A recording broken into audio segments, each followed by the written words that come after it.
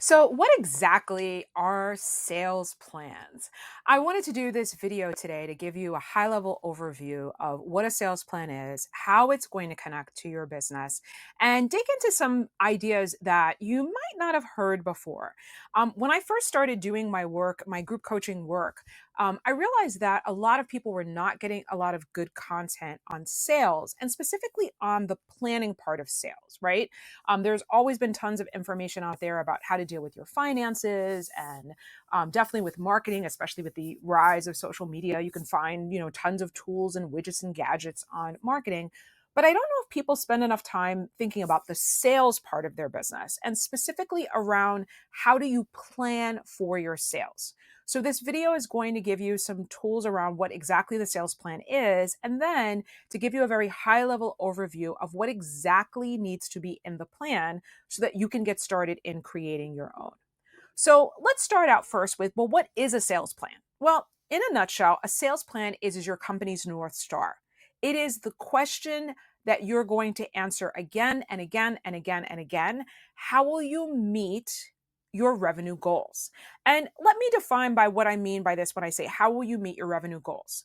For a lot of people, when they get the idea to start a business, there is this idea of, well, okay, I got to worry about my legal structure and, I got to figure out where my website's going to be and my social media. And all of those things are important. But one of the things that I think many people don't spend enough time on is thinking, how are you going to make money? Now, the question sounds stupid because it's kind of like, well, if I'm selling coffee and then I bring out the coffee cup and I have this amazing coffee in here, won't I, like, isn't that the sales? And the answer is kind of, it's complicated. It's a little bit more to it than that. And so if you think that sales is just supposed to come to you, sometimes it can. Sometimes you get really lucky if a new industry starts. For example, AI is starting. So right now, people that are teaching about AI or speaking about AI, it's pretty easier for them to get people to want to hire them to speak for different types of events. But as the market starts to get saturated and as there's more and more experts that are out there, they're going to have to answer this question as well too. So even if you're in a brand new industry, don't get it twisted. Even if your business is in high demand, especially if your business is in high demand, do not get it twisted. You need to think about these things that I have here on the slide, right? What is the goal that I have? How much time am I going to need to spend? What resources am I going to need to meet my revenue goals? And then also, what is the budget that I'm going to need? And so, while we're on this theme before, let's dig down a little bit deeper into why you probably have never heard of a sales plan before. Because for a lot of people, when I start referencing sales plans, they mix it up with like, oh, well, you mean like a business plan? Oh, yeah, yeah, I got that already. I'm good. I'm good. Or a sales plan, if you actually Google it, and I've done it a couple of times, a couple hundred times, you can't really find a lot of content on sales plans. There's a couple of large enterprise, for like a large company with like thousands of salespeople, there'll be some conversations about sales plans for those companies. But for the small business, it's really hard to figure out like, well, what the heck even is a sales plan? And like, why haven't I heard of it before? So I'm going to give you a couple of reasons why I think you haven't heard of it before, because those are going to relate to then why it's so critical that you have one. Now, the first one is a no brainer to me. And I think for a lot of people, this is still the case. Sales is still a dirty word, right? The irony is you don't have a business if you don't have a sales, if you don't have sales coming in, but we still look at sales as kind of like, ooh, it's this dirty word. So you don't really hear, I mean, when people think of sales, a lot of times they think of like that used car salesman. Like in some of my trainings, I have this really fun photo of Danny DeVito as like this like grimy salesperson in front of a used car sales lot. And like I think that's like the picture a lot of people have in their head of sales. It's kind of like this like, ugh. So why would I want to spend time on it? But I'll also lean into part two, which for me is a little bit more nuanced and frustrating, which is that it's often not seen as being sexy. When I look at the types of events that are being marketed at entrepreneurs, or when I look at programs, like I've led different entrepreneurship training programs over the years. So, like a 40-hour program where you learn how to write a business plan and how to get a business started. I've taught, I can't tell you how many curriculum where sales is either never mentioned in a 40-hour program, right? Never mentioned. or it's assumed that you understand and you know what to be able to do, right? And it's kind of like, well, no, I mean, even if you have a sales background, I mean, I remember one of the first jobs that I had, I worked a lot with the salespeople of the company. They were doing large, business development type deals, but they were, in a nutshell, they were the salespeople of the company. That takes work. The way that they were cultivating their list, the way that they're out meeting on the meetings, they're building the relationships, and yet nobody really takes the time to break down how to do that really well. And, I'll be honest, I got to watch them firsthand, and that's how I learned some of the things that I've learned about sales. But if I didn't have that exposure or that experience, how would I have learned about it? So if you look at a lot of the programs that are being marketed to new entrepreneurs or to current entrepreneurs, they don't teach sales. And definitely, if you look at the events, I've been asked numerous times to speak on social media marketing or on marketing in general, or sometimes on like operational types of things, right? Or, in a prior lifetime, I did a lot of work around HR. So that I actually get when people ask me and they want me to speak, on something HR related. But why are we not talking about sales when entrepreneurs come together, right? Like the industry and media, for example, they focus on venture capital and investors and like, that ooh sexy, this company made $1 gazillion. Well, how do they make $1 gazillion, right? Like, yes, getting venture capital in your company can help you boost for a temporary period of time, but it still doesn't answer the fundamental question. Once those investors put that money in that company, they want to see money coming out. So what's the sales behind it? And so I don't know why we've never heard of sales plans before, or we've never dove into this topic, but I think these ideas here are part of the reason why you don't hear enough about it. People think you can also wing it. And then the other one for me that's a real sore spot is that if you look at most business plan templates, and listen, I'm here for the business plan. I think there are versions that you can write when you first get started. So you can do a really quick and dirty lean startup business plan. I think there are versions when you need to go out and get capital, like you're trying to get loans or financing for your business. It needs to be a little bit more comprehensive. But if you look at most business plan templates, it's the same thing. Nobody asked for the freaking sales plan. And I'm like, why? Isn't that the yes, you need a unique value proposition. Yes, your financials will tell a lot. And I think the financials will tell a huge amount. Like, let's be clear about that. They will tell a huge amount. But could you, I mean, and when we get into like what's in the plan, and I'm going to cover that in the next slide, if you actually matched up your 3-year financials with your sales plan in that business plan, we're just going to dig into, what are the 3 things that I needed at Maya so that I can get this thing right and get some more money coming into my business. So there are really 3 parts to your sales plan. And I will tell you that I purposely do not include a template for fill these 3 things out, because here's the key of a sales plan. A good sales plan is customized to your business. You're going to have to create it yourself. Okay. There isn't really a good template that's out there. There are variations where you can set up sales projections. I'm all here for you being able to learn how to project your sales. But the truth of the matter is each business is going to have its own nuances. So you really don't want to use something that someone else has already used, even if it's in your same industry and your business runs similarly. But you should have these 3 parts to your sales plan. The first one is, how much are you going to earn by when? And I already gave you the clue to that. That is what's called your sales projections.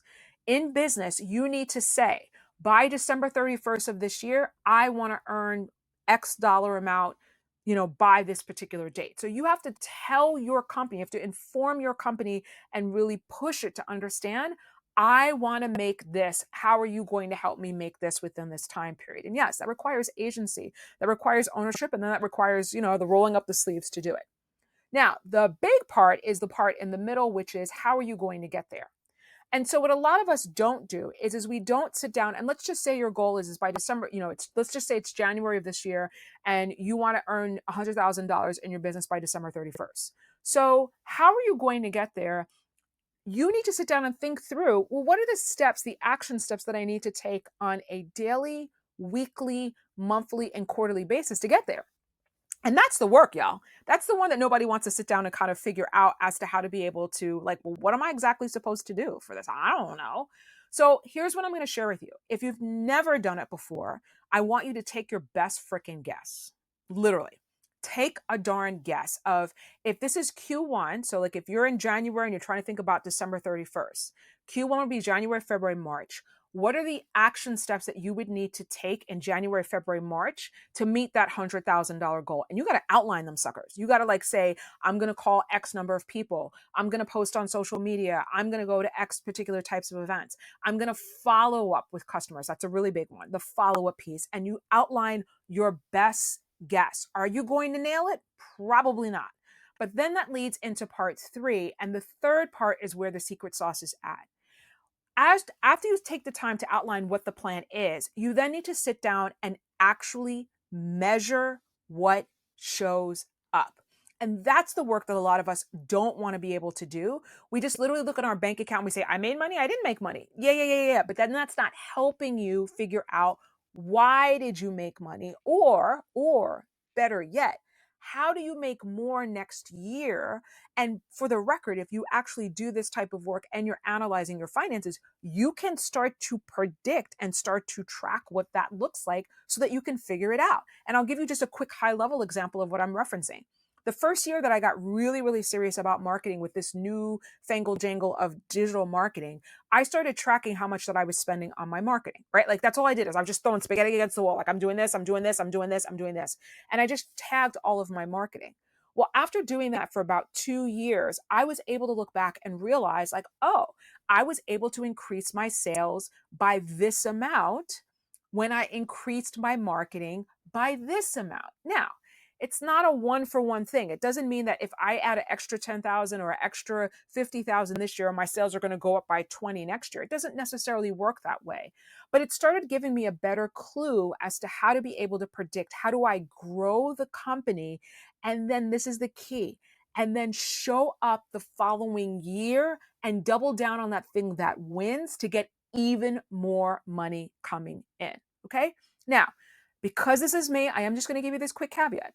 When you sit down the first time to write the sales plan, when you're reviewing the sales plan, you have to be open to the fact all of your mindset stuff, your money story, your sales story, your, challenges when you were 3 years old and someone took you or whatever, or they wouldn't take you out to go get ice cream, whatever that is, all of that's going to show up. I recommend that you acknowledge it's going to show up. It does not have to be perfect, but I do want you to get it done.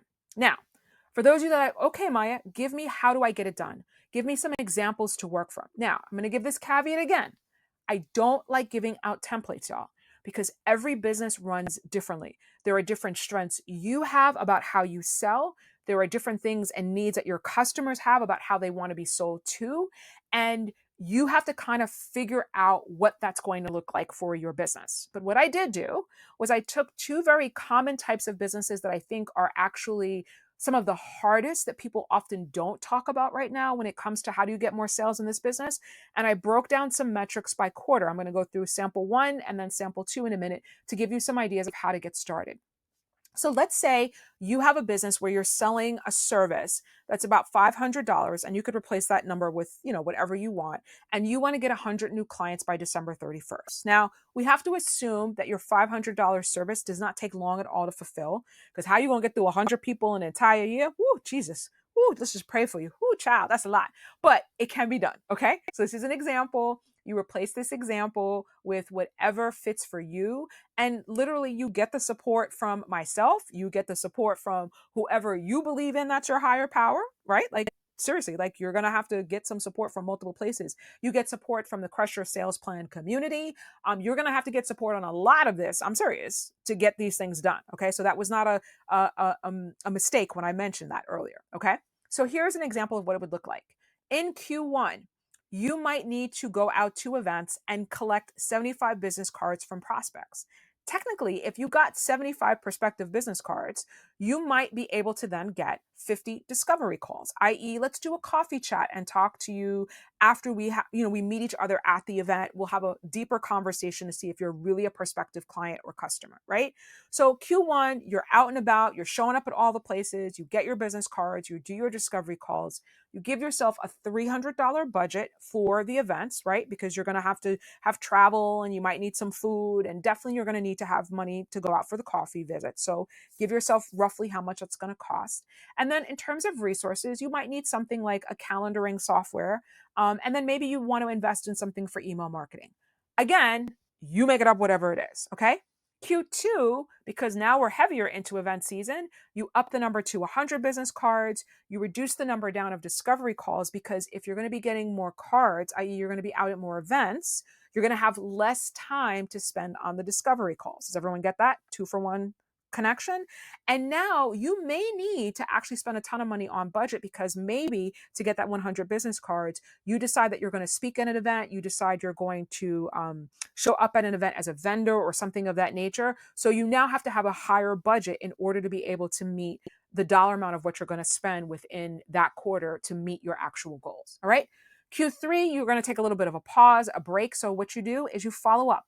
Follow up was one of the missing steps that I think too many entrepreneurs forget about.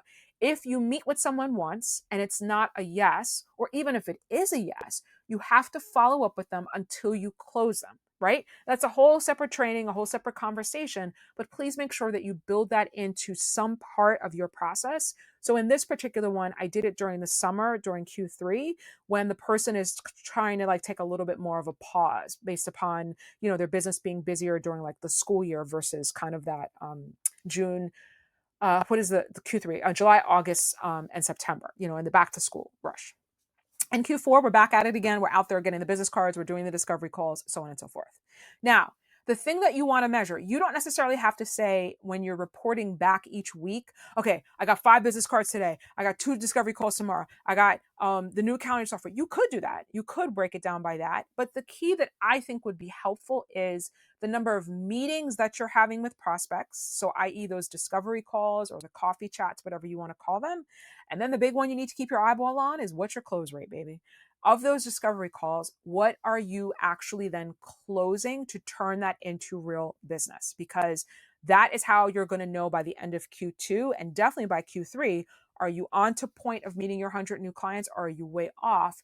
And from that, then you can figure out where to kind of make adjustments and start to play around with. Now, I'm giving you very hypothetical examples. There could be 600 things going on wrong here as to why this is not working. So this is where the keys, the Crush Your Sales Plan keys, are going to be so, so, so critical. Your micro problem, your target client, your ideal client avatar, for example, really making sure you have all of these things dialed in so that you have a product that really fits the needs of your clients. You understand how you're going to get that messaging out there and get people to say yes to why they want to be able to purchase it.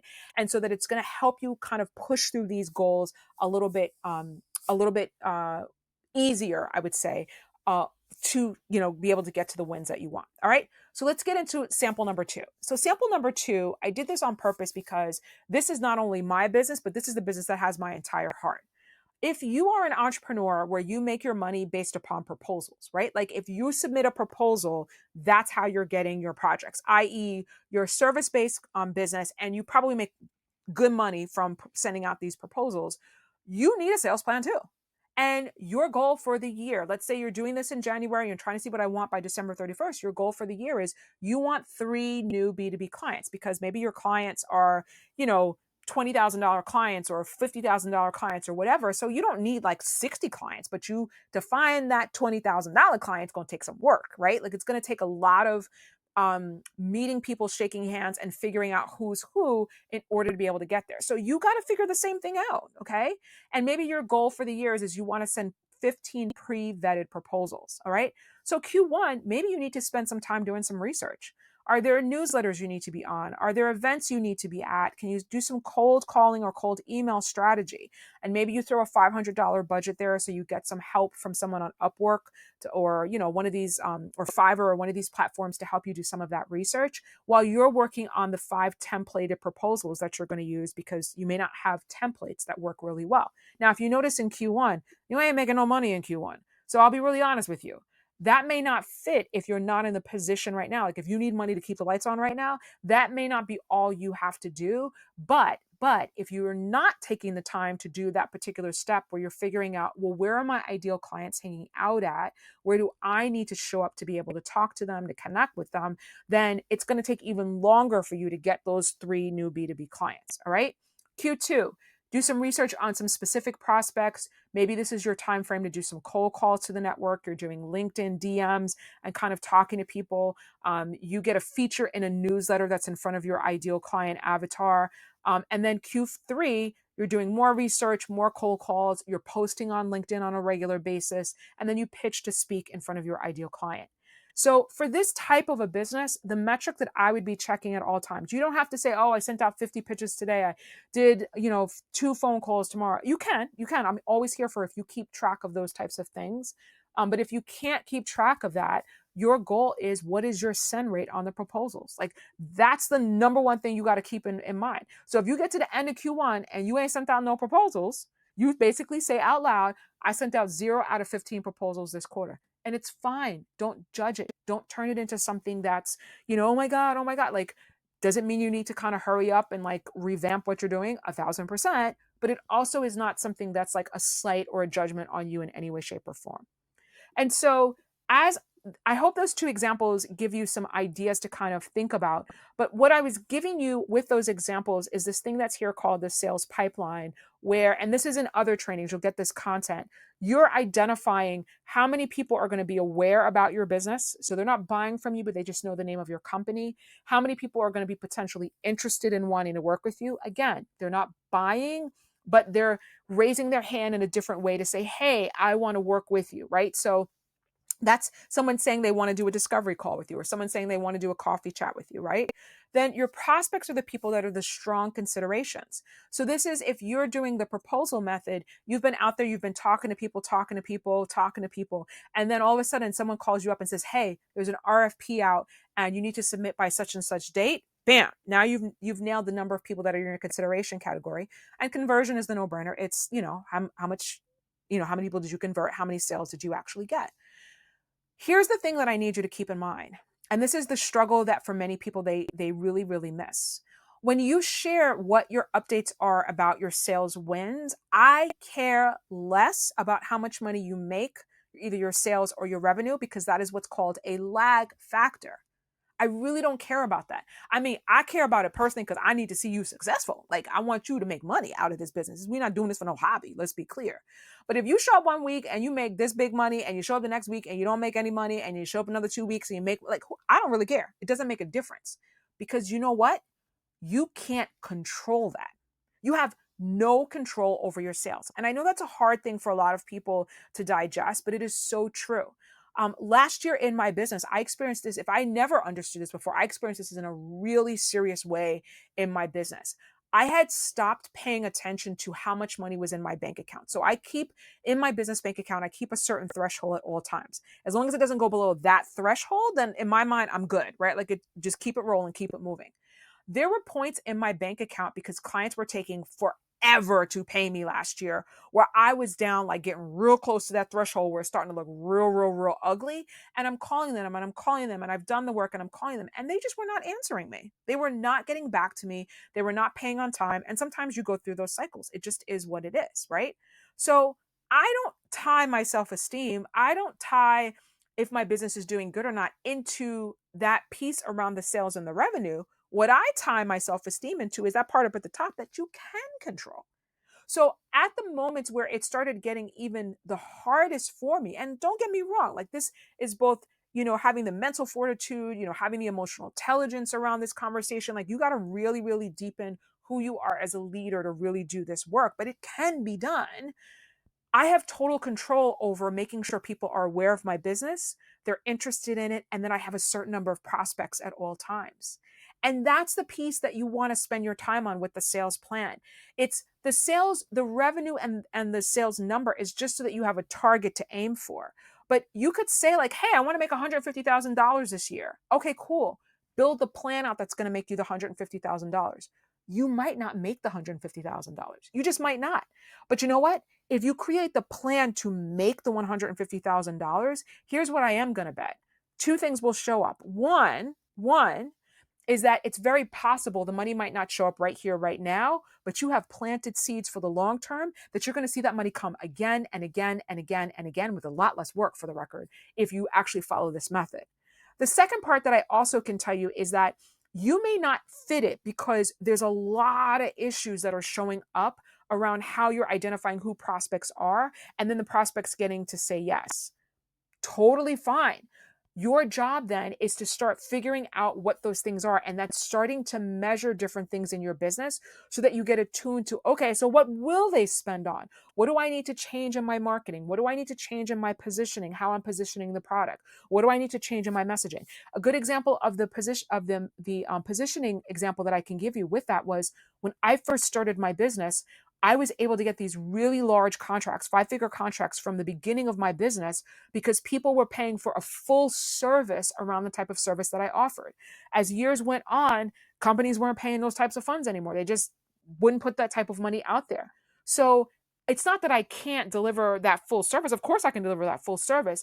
But now a contract that in the past would have brought me 25, 30, 50K, they only want to pay 5K now. It's not my job to be like, this is a hot mess. I can't, like, I'm not doing this. Well, I mean, I could, but that's just not me. My job instead is to reposition how I'm presenting the value within my company. All right. So if you only want me for 5K, bet I'm coming in one time.